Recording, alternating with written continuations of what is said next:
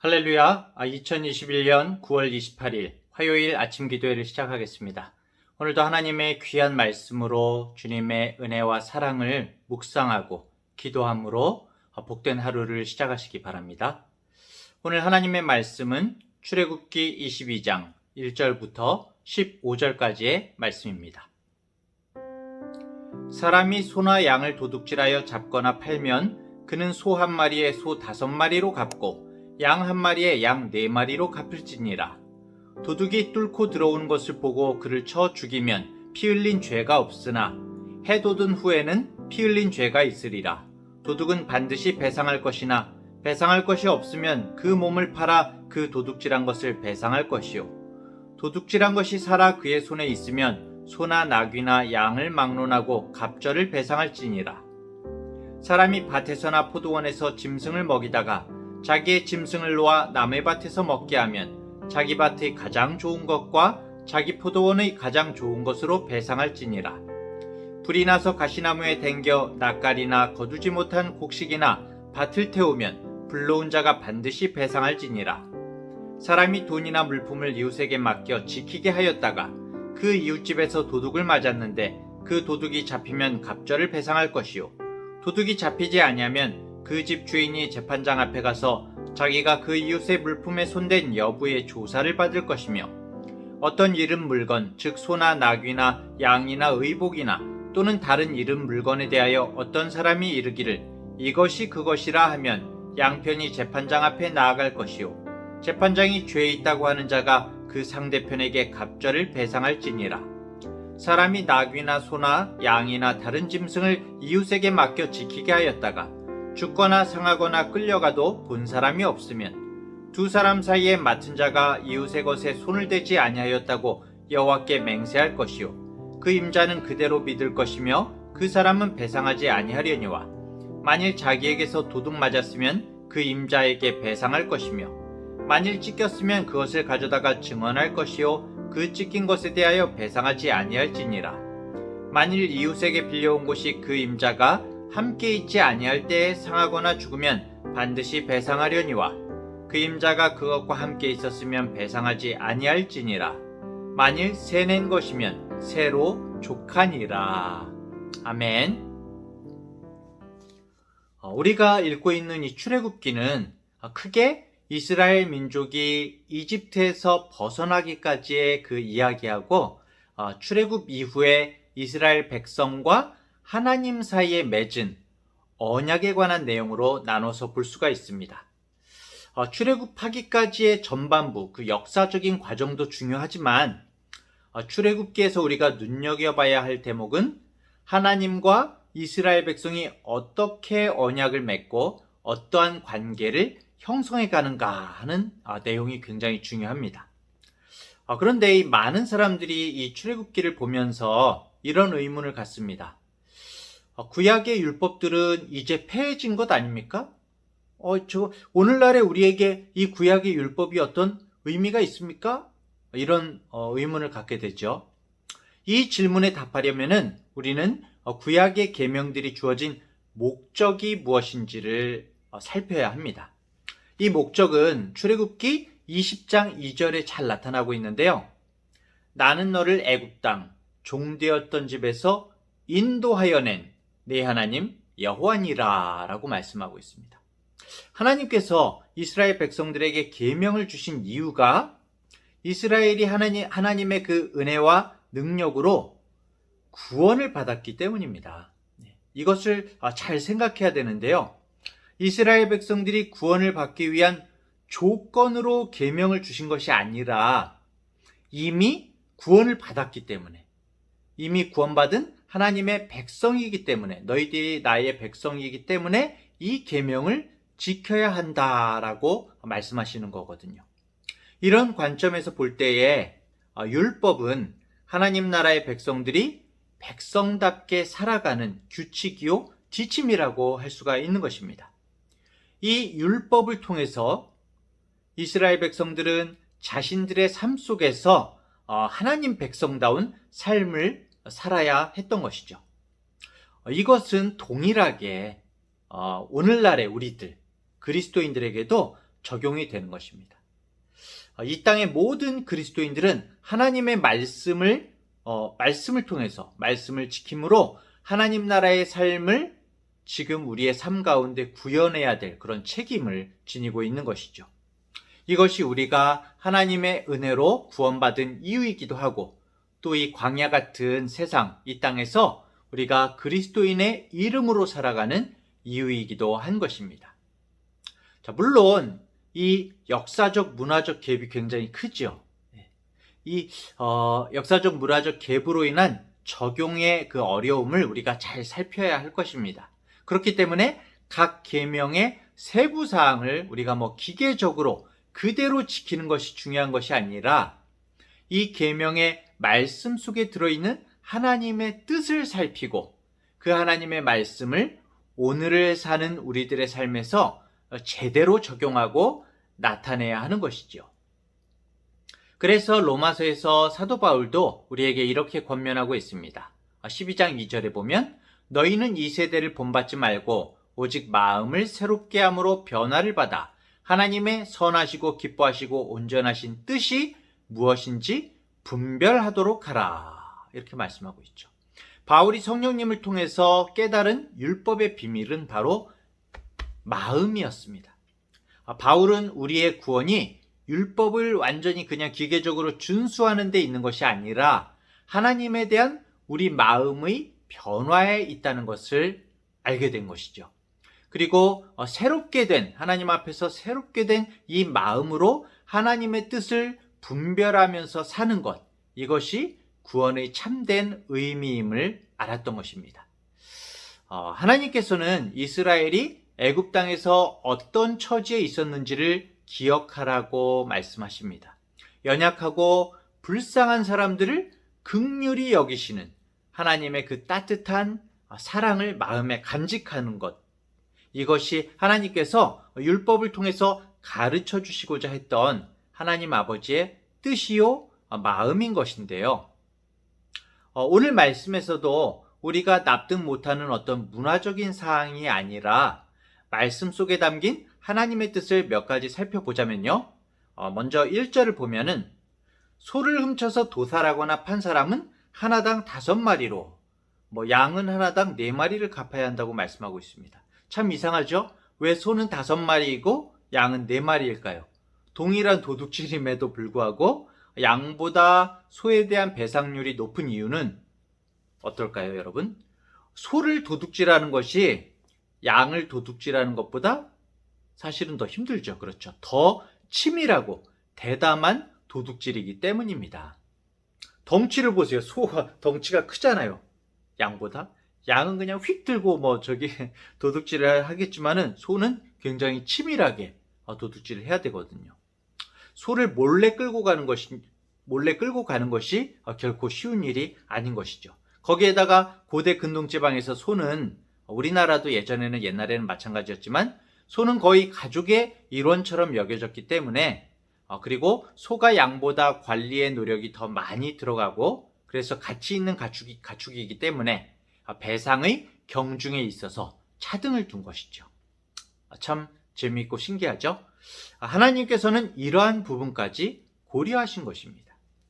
또 2절과 3절에서 침입하는 도둑을 죽였을 경우에 야간과 달리 주간에는, 해가 떠 있을 때는 살인죄가 성립되죠. 이렇게 살인죄가 성립되는 이유는 밝을 때에는 어떻습니까? 이웃의 도움이나 다른 방법으로 도둑을 사로잡거나 아니면 내쫓을 수도 있는 것입니다. 어쨌든 살인마는 피할 수 있는 것이죠. 이렇게 정당 방어의 차원을 넘어서 과잉 방어의 경우에는 집주인이 그 책임을 지도록 규정하고 있는 이 규례는 어떠한 경우에 있어서도 사람의 생명, 인간 생명의 존엄성을 너무나 중요하게 생각하시는 하나님의 마음을 담고 있는 규례라고 할 수 있는 것입니다. 그렇죠? 그리고 좀 더 깊이 생각하면 어떻습니까? 예를 들어서 여기에서 도둑이 만약에 이건 제가 소설을 쓰는 것이지만 도둑이 어쩔 수 없는 가난함으로 먹을 것을 구하려는 어떤 약자라고 생각할 때에 어제도 이야기했지만은 인간의 그 악함에 기반한 과잉 방어를 미연에 방지하려는 하나님의 설계가 들어있기도 한 것이지요. 예를 들어서 너무 배가 고파서 울타리 너머에 이삭 줄기 몇 개를 남의 논에서 지금 논이 그때는 이제 논이 없겠지만 이삭 줄기 몇 개를 이렇게 따가지고 비벼서 먹으려고 하는데 주인이 막 도끼를 들고 쫓아오면 어떻게 되겠습니까? 그렇죠. 인간은 자신의 피해에 대해서 너무나 극악하게 반응하려는 그런 악함이 있다고 어제도 말씀을 드렸습니다. 또 1절과 4절을 비교해 보면은 똑같이 훔친 건데 배상의 양이 또 달라집니다. 1절에서는 소와 양에 대해서 5배, 4배였죠. 그런데 4절은 그냥 갑절만 배상해라 라고 말하고 있습니다. 이것은 이 도둑질이 정말 계획적인 것인지 우발적인 것인지를 판단하고 있는 것인데요. 아무래도 이 짐승을 훔쳐서 도살을 했거나 다른 사람에게 판 경우에는 어떻습니까? 이게 좀 고의적이고 계획적인 것으로 볼 수가 있거든요. 그래서 5배, 4배의 과중한 배상을 하도록 하지만 그렇지 않은 경우에는 살아있는 경우에는 그 손에 그냥 있는 경우에는 우발적인 것으로 보고 그냥 2배의 배상만을 하도록 한 것이죠.